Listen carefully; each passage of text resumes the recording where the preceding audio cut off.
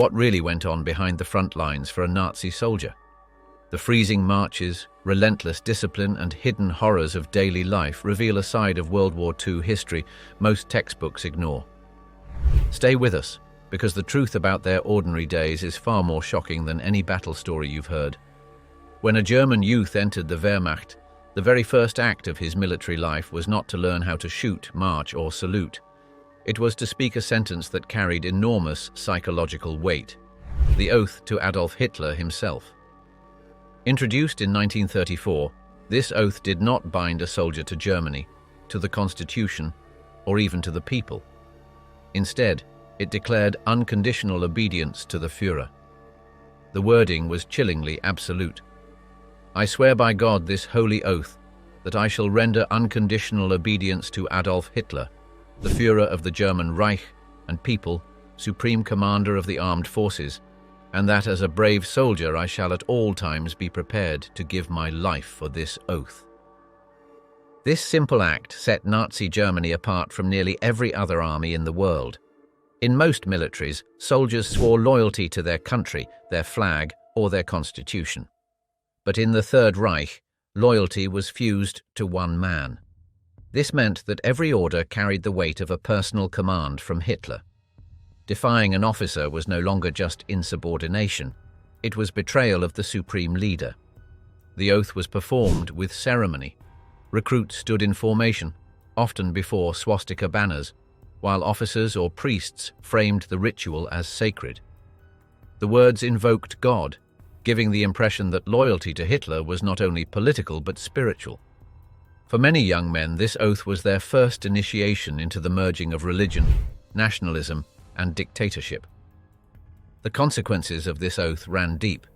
It tied the conscience of each soldier to Hitler's will, blurring moral boundaries. When orders came to attack civilians, shoot prisoners, or carry out reprisals, many justified their actions by recalling the oath. Soldiers convinced themselves that their personal honor was at stake if they refused. In effect, this psychological contract removed space for hesitation. Not every soldier embraced the oath willingly. Some resented pledging themselves to a single man, especially conservative officers who had been trained to honor the German state, not its leader. But resistance was rare, as the oath created a collective atmosphere. Once spoken aloud in a crowd, dissent seemed unthinkable. Peer pressure and indoctrination worked hand in hand, leaving little room for private doubts. The oath also created unity across ranks. Officers and enlisted men alike spoke the same words, binding both generals and privates under Hitler's authority. This erased old aristocratic traditions in the military, where loyalty had once been divided between monarchy, constitution, and military honor codes. Now everything centered on one figurehead, whose cult of personality was reinforced daily. There are testimonies from Wehrmacht soldiers after the war who admitted how strongly the oath influenced their decisions. Some said it haunted them, making them feel trapped even when they sensed orders were criminal. Others claimed they could not imagine disobedience because they had given their word before God. The oath was not merely symbolic, it was a mental cage. Perhaps the most revealing detail is that the oath remained unchanged until the very end of the war. Even as German cities crumbled under Allied bombs, even as the Reich lost territory, soldiers continued to speak those same words in ceremonies for new recruits. It was a chilling reminder of how deeply ideology had penetrated the army's daily life. But what happened after the oath was spoken, when daily life turned into rigid schedules and unrelenting drills? How did soldiers live by the iron clock that dictated every hour of their existence? Stay with us to uncover what comes next. Marching to the army's daily beat. Life in the Wehrmacht was ruled by a clock that rarely showed mercy. From the first bugle blast to the final Licht aus, lights out, every moment of a soldier's day was dictated by precision. Time was discipline, and discipline was survival. A typical day began before sunrise. Soldiers had to rise instantly when called, no matter how little they had slept. Beds were stripped and folded with mechanical exactness. Blankets were to be squared so sharply that an officer could bounce a coin on them. Uniforms had to be spotless, boots polished, and equipment laid out for inspection. Even in wartime, where mud and chaos seemed to rule, the army demanded a spotless appearance. The smallest stain could result in punishment. After inspection came roll call, when soldiers lined up by unit as officers confirmed presence and passed down orders. It was not just about numbers. Roll call reinforced hierarchy and order. A soldier missing from formation meant trouble, sometimes an inquiry into desertion. Morning drills followed, often hours long. Soldiers trained in close order marching, rifle handling, and combat maneuvers. These drills were not just for parades. They drilled obedience into muscle memory. If an officer shouted, "Down," on the battlefield, a soldier was expected to drop instantly, not pause to think. This automatic obedience could mean the difference between life and death when bullets started flying. Weapons training was a daily feature. Soldiers learned to strip down their rifles blindfolded, reassemble them, and fire with deadly accuracy. The Karabiner 98K, the standard German rifle, had to be kept in perfect condition. Daily practice made sure no man forgot the steps. Machine gun teams, mortar crews, and artillery squads rehearsed their roles again and again until they could perform them under exhaustion and fear. Physical conditioning was another pillar of the daily rhythm. Soldiers ran obstacle courses, crawled through mud, and carried heavy loads for long distances. German commanders believed stamina was as important as skill. Marches were relentless. A standard day march could stretch 20 kilometers, often in full kit. Soldiers grew accustomed to blisters, sore muscles, and aching backs, but complaining was discouraged. The phrase drilled into them was simple: march or die. Afternoons were often devoted to field exercises. Soldiers practiced digging foxholes, camouflaging positions, and coordinating with tanks or artillery. Tactical drills simulated ambushes, retreats, or surprise attacks. Every maneuver had to become second nature. This level of preparation was one reason the Wehrmacht shocked Europe in the early years of the war with its speed and coordination. Evenings did not bring much rest. Soldiers were assigned routine chores like cleaning weapons, maintaining vehicles, or repairing gear. Some worked in field kitchens, others dug latrines or hauled supplies. Barracks floors had to be scrubbed, and uniforms patched or mended. Officers performed surprise inspections, and failing one could cost a soldier his next leave. But despite the harsh rhythm, moments of relief did exist. Soldiers sometimes sang marching songs to keep time on long drills or shared jokes during quick breaks. Camaraderie formed in these stolen minutes, offering a fragile sense of normalcy.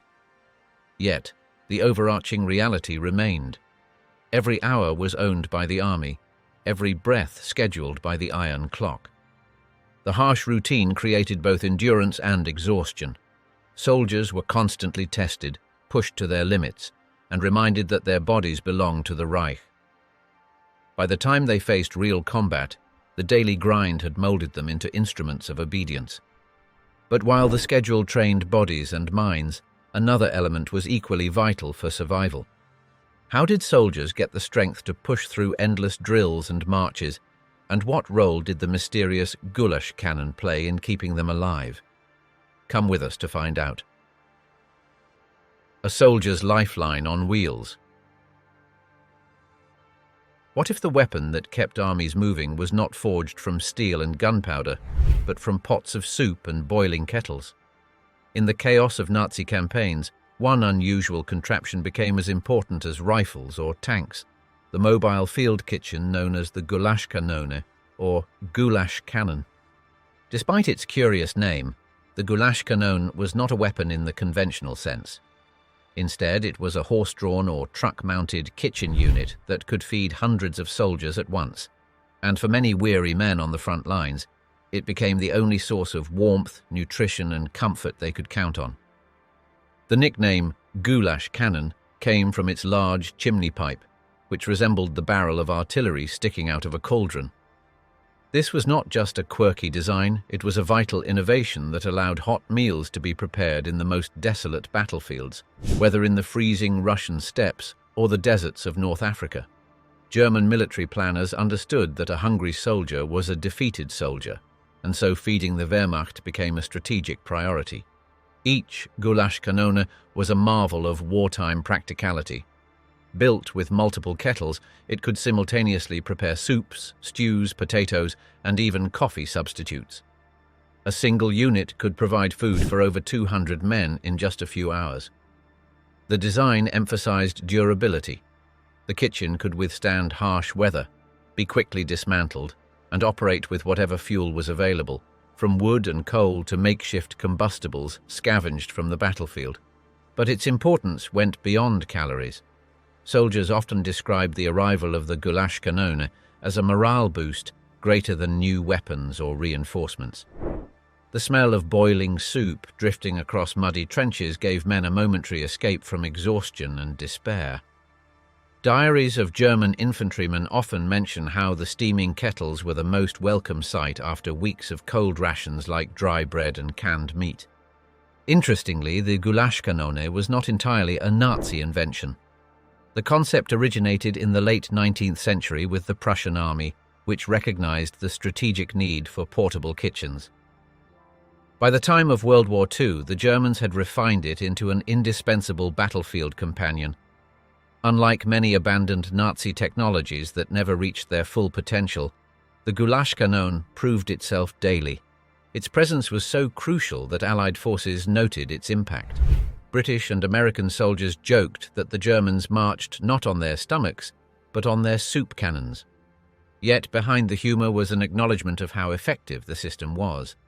Some historians even argue that the efficiency of German mobile kitchens contributed significantly to the Wehrmacht's ability to push so far, so fast, in the early years of the war. There were darker sides to the story as well. In occupied territories, local populations were often forced to provide food supplies to keep the Gulaschkanone running. Grain, livestock, and vegetables were requisitioned at gunpoint, leaving civilians hungry while soldiers feasted on hot meals. For those outside the army, the rolling kitchens were not a symbol of comfort but of oppression and deprivation. Even so, for the men in uniform, the Gulaschkanone became woven into their survival stories. It wasn't glamorous like a Panzer, or terrifying like a V-2 rocket, but it carried a unique kind of power. The power to keep flesh, blood, and willpower alive. Soldiers would often crowd around the kitchen not only to eat, but also to share jokes, warm their hands by the steam, and, for a brief time, feel human again. After the war, many Gulaschkanonen survived, repurposed for civilian use in devastated Germany. They appeared at festivals, refugee camps, and rebuilding projects, continuing to provide warm meals long after the guns had fallen silent. To this day, some are still used at fairs and community gatherings in Europe, a reminder of their strange journey from the battlefield to peacetime life. So, while it may not look like a weapon, the Gulaschkanone played a role as critical as any tank or airplane. It proved that sometimes the simplest technology's kettles on wheels can shape the endurance of armies and even alter the rhythm of war. But if food sustained the fighting spirit of Nazi soldiers, what about the terrifying machines built to crush their enemies from miles away? Stay with us to uncover what comes next. Letters from nowhere. The German Feldpost system was one of the largest communication networks in history, moving nearly 40 billion letters and parcels during World War II. Every front, from the deserts of Africa to the forests of Russia, was tied back to the home front by this invisible thread of words. For Nazi soldiers, a single letter was a lifeline, connecting them to families, sweethearts, and the world they had left behind. The scale of this system was astonishing. To manage it, the German military created more than 15,000 Feldpost numbers, each linked to a specific unit. A soldier did not give his location in an address, only a number, keeping movements secret from Allied intelligence. A letter might travel hundreds or even thousands of kilometers, yet still arrive with remarkable efficiency. In fact, by 1942, Some soldiers were receiving mail within a week, even while fighting deep inside the Soviet Union. But there was a darker side to this lifeline. Every letter was subject to censorship. Special officers, known as Feldpostprüfer, read through correspondence, blacking out details that might reveal military positions, casualties, or anything considered damaging to morale. Love letters were usually allowed, but even small complaints could be flagged. Soldiers quickly learned to write cautiously, using code words or vague phrases to express their true feelings without attracting suspicion. Families at home often mirrored this, hiding bad news to keep their sons or husbands from losing hope. For the men at the front, mail call was the most anticipated moment of the day. Diaries and testimonies describe soldiers standing in line like schoolboys, their hearts racing as names were called. The arrival of a letter could spark cheers and laughter, while the absence of one was a crushing blow. As one German infantryman wrote in 1943, "To wait for letters is harder than waiting for death. Death comes once, but the waiting comes every day." The Feldpost also carried small packages: tobacco, chocolate, knitted socks, or family photographs. These tokens were treasures beyond measure in the bleak monotony of frontline life. Cigarettes sent from home could be traded for favors, food, or even protection. A small parcel of cookies might be eaten slowly over a week, each bite reminding the soldier of home. There were times, however, when the Feldpost brought heartbreak. Soldiers sometimes opened letters to discover news of a dead child, a destroyed home, or a wife's infidelity. Stories circulated of men who received divorce papers in the middle of campaigns, their families unable to bear the strain of absence. For others, the silence of an unanswered letter was even worse. Soldiers feared not only enemy fire, but the thought of being forgotten. The Nazi regime understood the power of these letters. Propaganda offices occasionally inserted staged material, encouraging soldiers to feel proud of their cause or to despise the enemy. Likewise, families were urged to write encouraging words, to remind their sons that they were fighting for Germany's future. The line between private sentiment and state propaganda blurred, turning even love letters into tools of war. Despite censorship and manipulation, Feldpost letters remain today one of the richest historical records of the German soldiers' experience. Countless bundles were saved by families, hidden away in attics or passed down through generations. These letters speak with raw honesty about fear, longing, and the struggle to remain human in a world of violence. They capture the daily rhythm of waiting, writing, and hoping, rituals that mattered as much as eating or sleeping. By the end of the war, however, the Feldpost system collapsed under Allied bombing and retreat. Trains were destroyed, offices abandoned, and millions of letters lost forever. Some soldiers died never knowing that a final message from home was already on its way. Others returned to Germany to find unopened stacks of envelopes, frozen fragments of lives they could never fully recover. For all its flaws, the Feldpost was the pulse of the German army. It carried love, grief, and lies in equal measure, binding men to homes they might never see again.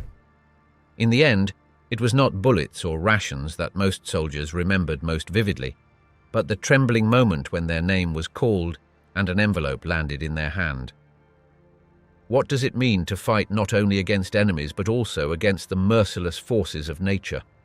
How did soldiers endure when the earth itself seemed determined to bury them alive? Let us tell you. Frozen marches and muddy graves.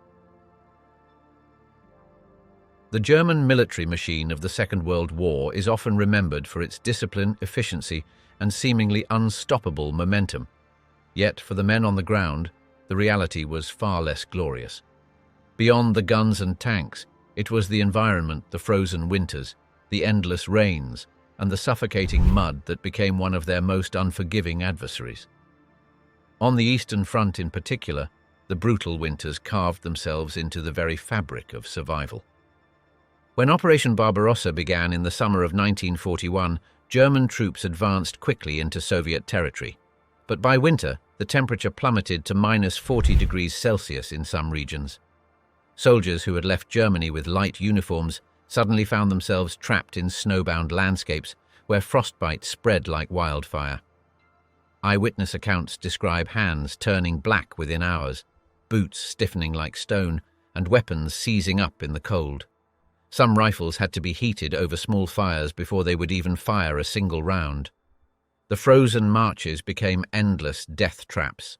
Soldiers trudged forward with layers of rags wrapped around their boots, their breath freezing mid-air while hunger gnawed at their bellies. Field rations, already scarce, became blocks of ice that had to be thawed before eating.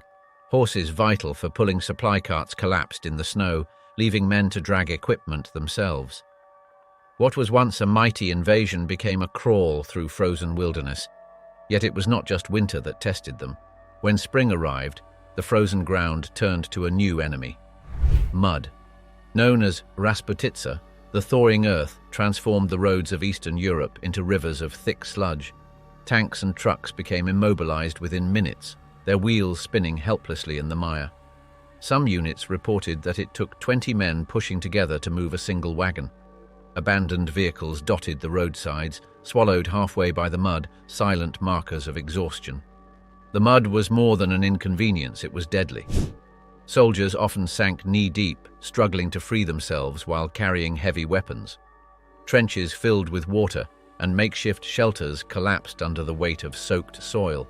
Diseases spread rapidly. Dysentery, trenchfoot, and pneumonia cut down men who might never have faced a bullet. A soldier could die slowly in the mud without ever seeing the face of his enemy.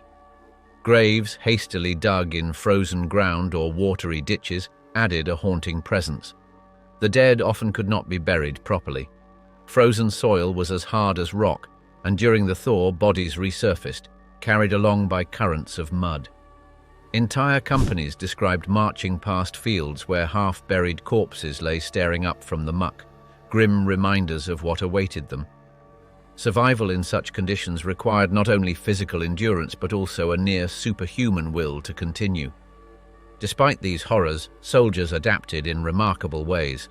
Some learned to insulate their clothing with newspapers and straw. Others fashioned crude sledges to drag supplies across frozen terrain. Units set up makeshift forges to keep weapons functional in extreme cold. Food was scavenged from abandoned villages, where frozen potatoes and cabbages became treasures of survival. It was a constant war of invention against nature's cruelty. The psychological toll was just as severe. Letters home described despair not from enemy fire, but from the endless cold and mud that seemed impossible to conquer. Men who had once dreamed of rapid victories now wondered only if they could endure another night without frostbite or sickness. In many ways, the environment broke morale far faster than combat. The war against nature was one that no soldier could win, only endure. The image of German troops frozen in snow or sinking into mud became symbolic of the larger collapse of their eastern campaign. For all their technological advances, they were still human beings at the mercy of elements that could not be outmaneuvered. The frozen marches and muddy graves left behind serve as a testament that, in war, sometimes the harshest enemy does not carry a weapon at all. What happens when the enemy is not across the battlefield, but crawling beneath your uniform, feeding on your skin, and breaking your will long before a bullet does? Stay with us to uncover what comes next. The invisible battle. For the German soldier in World War II, war was not only fought against human opponents, it was also waged daily against parasites, filth, and infection. Perhaps the most despised of these enemies was the body louse, an insect so small yet so powerful that it could decide whether an army stayed strong or collapsed from disease. The infestation began quickly. Soldiers wore the same uniforms for weeks, sometimes months, without a chance to change. In the field, bathing was a rare luxury, and clean laundry almost non-existent. Lice thrived in the seams of wool tunics and underwear, feeding on sweat and blood. At night, men scratched themselves raw, sometimes tearing their skin open in frustration. Accounts describe soldiers waking up with bedding alive with movement as lice swarmed over their bodies. But lice were not merely an irritation. They were carriers of deadly diseases. the most feared being typhus. Spread through louse feces rubbed into broken skin, typhus caused fever, delirium, and often death. Epidemics struck entire divisions, crippling their ability to fight. The German High Command feared lice as much as enemy bullets, knowing that infestations could turn victory into disaster.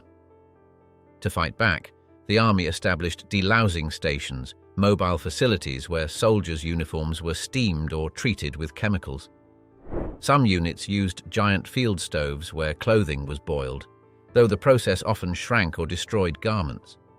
Soldiers would strip down, wait in freezing air, and then receive their cleansed uniforms back. For many, the relief was short-lived. Within days, the lice returned, hitchhiking from man to man, thriving in trenches and dugouts. Improvised methods became part of survival. Soldiers pressed hot irons against the seams of their shirts to kill lice eggs, or held garments over flames, risking burns just to destroy the pests. Others shaved their heads to reduce itching, while some spread kerosene or petroleum on their skin, desperate for relief. Cigarette embers were often run along fabric seams to smoke out the insects, filling the air with the stench of singed wool. Beyond lice, dirt itself was a constant foe. Mud coated boots until they split apart, while grime filled weapons and caused malfunctions at the worst possible moments. Soldiers lived in trenches that doubled as latrines, where human waste mixed with stagnant water. The stench was overwhelming, but worse still was the health risk. Flies swarmed in summer, spreading dysentery, while rats gnawed at food supplies and even sleeping men. Medical units worked tirelessly but could never fully overcome the problem. Field hospitals were overwhelmed not only by wounds but also by infections and parasites. Minor cuts, untreated, could swell into gangrene. Pneumonia and bronchitis spread rapidly through damp shelters, felling men who had endured gunfire only to collapse from sickness. Some divisions reported losing more soldiers to disease than to combat. Hygiene became a ritual of hope. Soldiers clung to small routines, washing their hands with snow, brushing teeth with improvised twigs, or rinsing their faces in muddy water just to feel briefly human. Bar soap, when available, was hoarded like gold. A simple bath in a village pond, even in icy conditions, was described by soldiers as bliss, a fleeting reminder of life before the filth. The psychological impact was devastating. Men felt dehumanized, reduced to scratching animals, covered in sores, and reeking of unwashed bodies. Letters home often avoided these details, but diaries reveal the despair. One infantryman wrote, "The enemy I fear most is the one I cannot shoot. They bite in silence, and they win every night." As the war dragged on, the invisible battle only worsened. Supplies dwindled, medical care collapsed, and lice and disease spread unchecked. For soldiers already drained by combat, this hidden war consumed whatever strength remained. The front lines were not only trenches of earth, but trenches of the human body itself, dug deep by parasites and illness. But if even their health and dignity were constantly under siege, what kept discipline alive, and what price did a soldier pay when he broke the iron code of the army? Come with us to find out more. The price of discipline. For a Nazi soldier, daily life was measured not just by the battles he fought, but by the relentless expectations imposed by the army. Discipline was the backbone of the Wehrmacht. Every action, from rising at dawn to cleaning a rifle at night, was governed by strict rules enforced with precision. The consequences of misstep ranged from minor inconvenience to the ultimate penalty. Pay for a soldier was surprisingly modest. Infantrymen earned roughly 1.20 Reichsmarks per day, equivalent to a few dollars in today's terms. Non-commissioned officers received slightly more, yet the money was rarely spent on luxury. Instead, it went toward essentials like extra socks, tobacco, and minor comforts stolen from the scarcity of the front. Some soldiers hoarded pay to send home via Feldpost, hoping to support families left behind, while others used it as currency within their unit, trading for small privileges or favors. Leave was even more precious than pay. Soldiers could expect brief passes after months of frontline service, but these were rare and strictly monitored. Letters from home often promised days of reunion, yet delays, lost orders, or sudden redeployments could turn that hope into despair. When a pass was granted, it became an intensely scrutinized period. Officers expected soldiers to return promptly, and missing a return date could result in court-martial. The system was designed to reinforce obedience. Even the privilege of rest came with a strict price. Punishments were severe and immediate. Military police, known as Feldgendarmerie, were omnipresent. Their black uniforms and pistols served as a constant reminder of the consequences of misconduct. Minor infractions, being late to formation, unpolished boots, or misaligned uniforms, could result in extra duties, reduced rations, or public shaming. These measures enforced conformity, ensuring that even the smallest breach of order was noted. Desertion was punished harshly, often by execution. Soldiers caught attempting to flee the front were typically tried on the spot. Sometimes entire units were forced to witness punishments as a deterrent. Beyond desertion, failure to follow orders or challenges to authority could lead to imprisonment in military detention camps or assignment to the most dangerous positions in battle. Discipline was not merely enforced for order's sake. It was considered a survival tool for the army itself. The hierarchy within the army amplified the pressure. Officers and non-commissioned officers constantly inspected soldiers' behavior, uniforms, and equipment. Inspections were brutal in their detail. Buttons had to be aligned perfectly, boots polished without scuffs, and weapons maintained meticulously. Even minor errors could result in prolonged standing in cold weather or menial labor. The goal was psychological conditioning. Soldiers internalized the expectation that failure to meet standards, no matter how small, would not be tolerated. Morale depended heavily on perception of fairness. Soldiers who obeyed the rules meticulously often received small rewards, extra food rations, cigarette allocations, or minor privileges like better sleeping arrangements. These gestures reinforced loyalty, creating a system where obedience became intertwined with survival and comfort. Yet fairness was relative. Favoritism, personal grudges, and the unpredictability of officers could turn even minor missteps into severe punishment. In addition, the system was designed to instill fear and respect simultaneously. Military drills, public punishments, and constant scrutiny combined to make soldiers hyper-aware of their position within the hierarchy. A missing roll call, an unfinished duty, or a whispered complaint could carry consequences far beyond what a civilian might expect. Every action was observed, every word potentially recorded, every misstep a threat to survival. Despite the harshness, discipline did have its purpose. In battle, obedience saved lives. Soldiers who followed orders could coordinate attacks, execute complex maneuvers, and survive environments that would have overwhelmed less regimented troops. The rigidity of the system ensured that, even when exhausted, hungry, or injured, the army functioned as a machine rather than a collection of individuals. Yet the price of discipline was steep. Soldiers endured fear, humiliation, and constant stress alongside the physical dangers of the front. The Wehrmacht demanded total submission, and any lapse, intentional or accidental, was punished without mercy. Obedience became both a shield and a cage, preserving life in the short term while eroding autonomy and morale over time.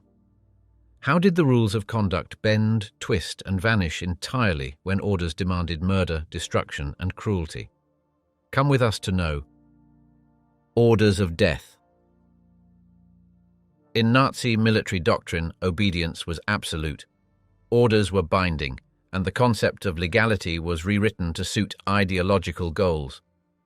What might have been unthinkable in other armies executing civilians, burning villages, or hunting partisans was codified as part of daily duty.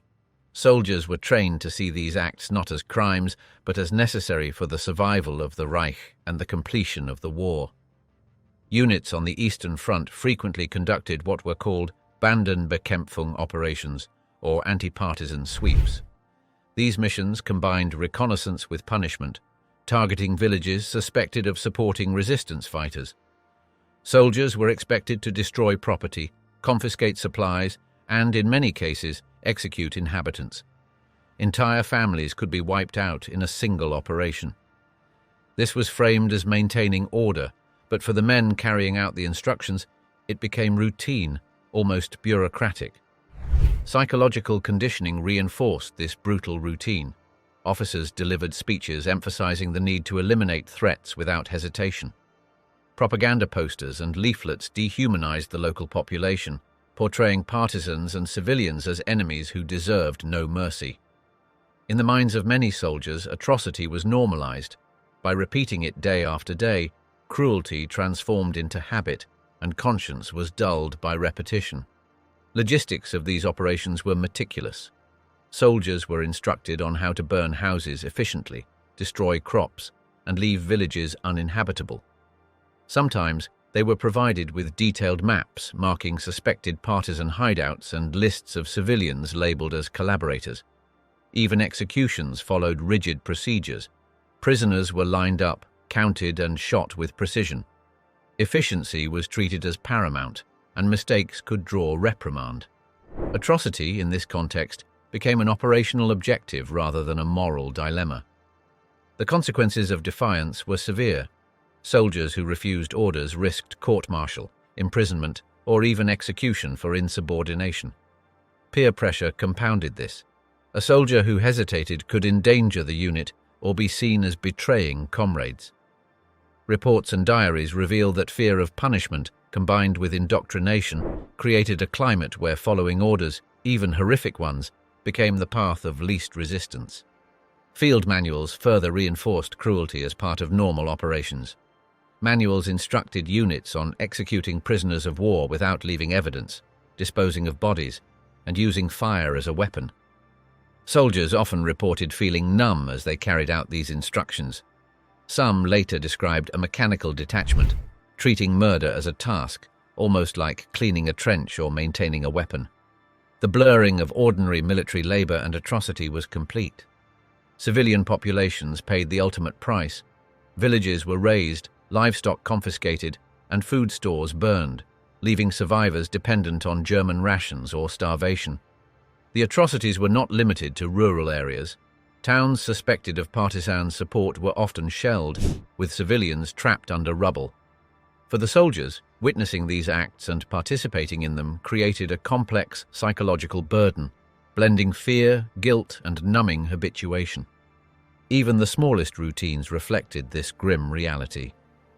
Daily duties could include escorting prisoners to execution sites, patrolling villages with orders to shoot suspicious individuals, or participating in confiscation of resources.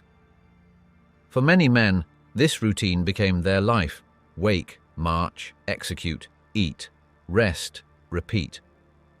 There was no moral respite. Soldiers described the horror of returning to their quarters after a night's massacre and having to sleep, eat, and prepare for the next operation as if nothing had occurred. Historians often note the chilling efficiency with which these routines were implemented. Units were capable of destroying multiple villages in a week, all while maintaining the appearance of standard military operations. Training, organization, and indoctrination combined to transform ordinary soldiers into instruments of state-sanctioned murder. For many, these experiences left enduring scars. After the war, former soldiers described flashbacks, nightmares, and persistent guilt. Some sought to justify their actions through obedience, claiming they were merely following orders. Others admitted the numbing repetition of atrocity had altered their perception of morality entirely. Yet amid this darkness, questions of conscience still lingered for some. Soldiers who witnessed atrocities occasionally tried to shield civilians or resist direct participation, though such actions were rare and fraught with risk. The tension between survival, duty, and morality was constant, an invisible battlefield within the mind. If ordinary orders could demand murder and destruction, what rituals did soldiers maintain to preserve their weapons and themselves amid rain, ice, and sand? Let us tell you. The ritual of weapons and uniforms. From the moment a soldier awoke, attention to steel and wool dominated his day. Rifles, pistols, and machine guns were not merely instruments of war, they were trusted companions. Maintenance was ritualized. Every evening, weapons were disassembled, cleaned, and oiled, ensuring that dirt, rust, or frozen lubricants would not betray them in battle. Men learned to spot even the smallest flaw, a misaligned sight, a loose spring, a jammed bolt, and correct it before it became deadly. The consequences of failure were immediate. A weapon malfunction could mean losing life within seconds on the battlefield. Uniforms, too, demanded constant care. Boots were polished until leather gleamed, laces tightened, and soles inspected for wear. Wool tunics were brushed, seams examined for tears, and buttons aligned with meticulous precision. Soldiers sometimes stitched their own patches, replaced fraying thread, and even improvised waterproofing with grease or wax. Maintaining clothing was more than discipline, it was survival. Wet wool or torn boots could turn frostbite and trench foot from minor discomfort into life-threatening injuries. The ritual extended to personal appearance as a demonstration of order. Haircuts were regulated, faces shaven, and belts properly fastened. Inspections by officers were unforgiving. Failure to meet standards often resulted in extra duties or public reprimand. The meticulous attention to uniforms created a psychological rhythm, reinforcing obedience while fostering pride in one's appearance and readiness. Soldiers carried the knowledge that even in the chaos of war, small details could save them from punishment or death. Weapons were also a symbol of identity and connection to the larger unit. Soldiers named their rifles, personalized grips, and carried talismans tucked into the stock. Ammunition was counted and rationed with extreme care. Reports from the Eastern Front describe soldiers checking their magazines dozens of times per day, counting bullets aloud, ensuring that no error could occur during combat. These routines, repeated constantly, became habits that could be performed even under extreme fatigue. Maintenance was particularly critical in extreme weather.